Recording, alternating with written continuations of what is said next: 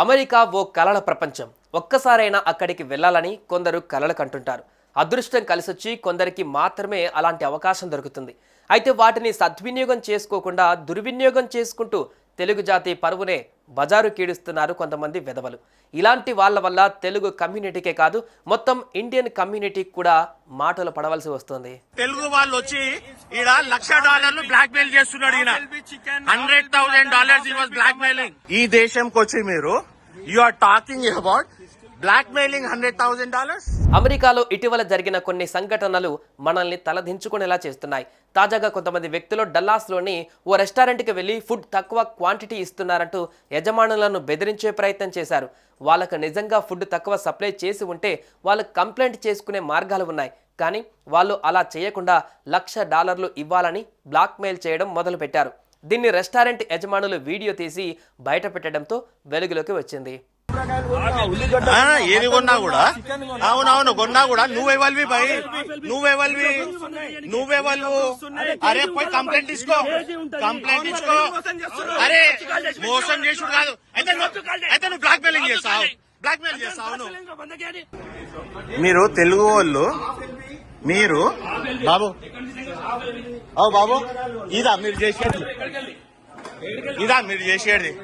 ఈ దేశంలో మీరు చదువుకోవడానికి వచ్చి ఇదా మీరు చేసేది you are trying to blackmail people. అమెరికాలో ఓ కిరాణా స్టోర్ యజమానిని బెదిరించి $1,00,000 కొట్టేయాలనుకున్న నలుగురు చిల్లర వెధవల వ్యవహారం సోషల్ మీడియాలో వైరల్ అయ్యింది. తూకాల్లో మోసాలని, బిర్యానీలో బొద్దింకలని బెదిరించే బాపత్ బ్లాక్ మెయిల్ గాళ్లు చాలా మంది ఇండియాలో కనిపిస్తూ ఉంటారు. ఇప్పుడు ఇలాంటి వాళ్ళు అమెరికాకు పాకిపోయారని నెటిజన్లు కామెంట్ చేస్తున్నారు. డాలాస్లో తెలుగు వారు నిర్వహిస్తున్న కిరాణా స్టోర్లోనే ఉప్పాల రోహిత్తో పాటు అతని ముగ్గురు స్నేహితులు చేసిన నిర్వాకం బయటపడింది. ఇండియాలో ఆల్రెడీ 5 కేసులు బుక్ అయి ఉన్నాయి చిక్కడపల్లి పోలీస్ స్టేషన్ లో. దిస్ గాయ్ రోహిత్ ఉప్పల్లూరి ఉప్పుల్లా ఇగో ఆయన నెంబర్ ఈయన. వీళ్ళందరూ స్టోర్లలోకి వచ్చేసి కావాలని వీడియోలు తీసి they came here to collect $100,000. You guys are a shame to Indian Telugu community. నువ్వు బ్లాక్ మెయిల్ చేయడానికి ఈ దేశంకి వచ్చిరా తెలుగు వాళ్ళం.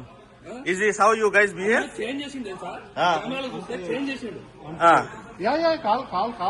No, we have already registered case on you. We have an attorney. Case book అయింది బాబు. మీరు తెలుగు వాళ్ళు ఈయన చదువుకోవడానికి రండ్రా అంటే వచ్చి ఈయన బ్లాక్ మెయిలింగ్ చేస్తారు బాస్. మీరు అక్కడి వరకు వెళ్ళడానికి వారు చాలా కష్టపడి ఉంటారు. వారి తల్లిదండ్రులు చాలా ఖర్చు పెట్టి ఉంటారు. కానీ అక్కడికి వెళ్ళి వారు చేసిందేమిటి? ఆ వీడియోలు చూసి వారి తల్లిదండ్రులు, కుటుంబ సభ్యులు, బంధువులు తల ఎక్కడ పెట్టుకుంటారని ప్రశ్నిస్తున్నారు. అమెరికాను కూడా మనోళ్ళు అక్కడ ఇండియాలా మార్చేస్తున్నారు. ఓవైపు మైక్రోసాఫ్ట్ లాంటి ప్రతిష్టాత్మక సంస్థకు ఓ తెలుగు వ్యక్తి అధిపతిగా ఉన్నారు. అదే సమయంలో కొంతమంది తెలుగు వాళ్ళు ఇలాంటి గలీజ్ పనులు చేస్తూ జాతి పరువును మంటగలుపుతున్నారు.